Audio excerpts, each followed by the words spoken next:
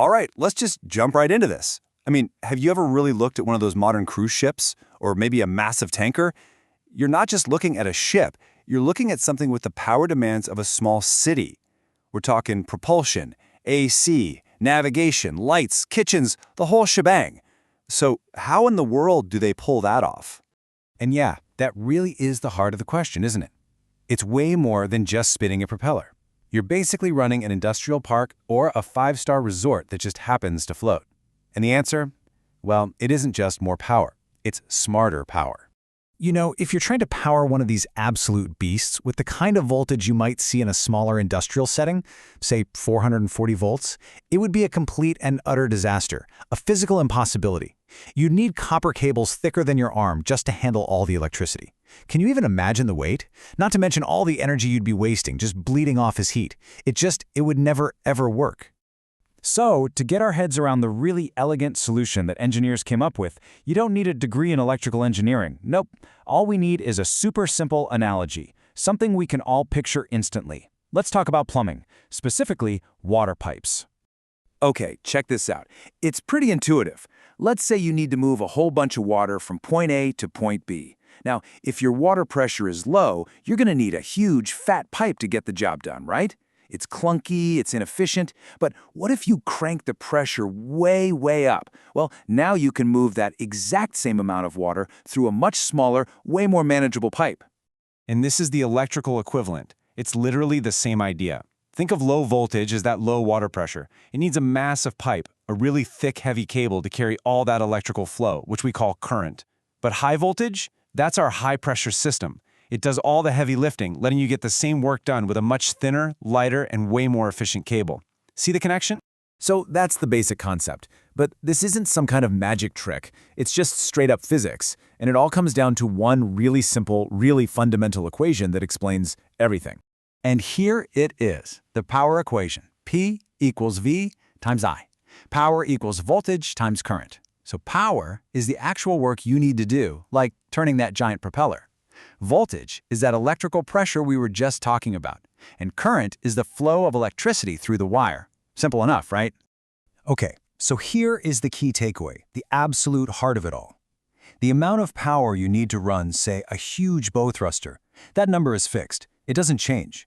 So in our little equation, to keep that power number constant, if you jack up the voltage, massively increase it, what has to happen to the current to keep things balanced? It has to go down. It must massively decrease. And that, right there, is the whole secret. All right, so we've used high voltage to just crush the amount of current we need. But so what? What does that actually mean in the real world, on a ship where every inch of space counts? Well, as it turns out, the benefits are absolutely huge. Just get a load of this number. To get 1 megawatt of power to a piece of equipment, jumping from 440 volts up to 6,600 volts doesn't just lower the current a bit. It slashes it by an insane 94%. That is a total game changer. And that incredible drop in current leads directly to a massive jump in efficiency. Here's why. The energy you lose as heat in a cable isn't just related to the current, it's proportional to the square of the current. So when you cut the current down that much, the wasted energy just plummets. Your system becomes ridiculously good at getting power where it needs to go instead of just warming up the cables. And that efficiency creates this amazing chain reaction of benefits. You get to use thinner, lighter cables. On a ship, that means less weight, which is always, always critical.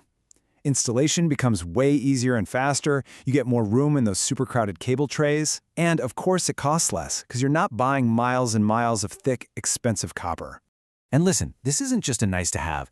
This is a core principle of designing anything that floats. Every single pound, every single square inch is accounted for. High-voltage systems are a direct solution to one of the biggest headaches in marine engineering. So let's follow the power. It starts at the main generators, which are pumping out this high-voltage electricity. From there, it hits the high-voltage switchboard. Think of it as the ship's electrical brain. Then it's sent super efficiently across the ship, maybe hundreds of feet, from the engine room deep down below all the way up to the bow thruster, powering all the big energy-hungry machinery. But, and this is a big but, all of this amazing power and efficiency comes with a very serious warning label. You just can't take this kind of system lightly. It's a fantastic solution, but there are major trade-offs and they demand your absolute respect. First off, the danger level goes through the roof. The risk of a fatal electric shock isn't just higher, it's severe. That's why only specially trained and authorized crew members can even get close to this stuff. The gear itself is more expensive, more complex, and the safety rules, things like Lockout Tagout, which makes it physically impossible to power up a system while someone is working on it, those aren't suggestions. They are strict, they are serious, and they are 100% non-negotiable. And really, that quote just sums it all up perfectly. High voltage saves energy, but demands respect. It's the secret sauce that lets us power these modern giants of the sea. It saves weight, it saves space, it saves an incredible amount of energy. But it is an unforgiving power. It makes you wonder, what's the next big thing? What's the next innovation that will keep pushing that boundary between incredible power and the absolute, critical need for safety out on the ocean?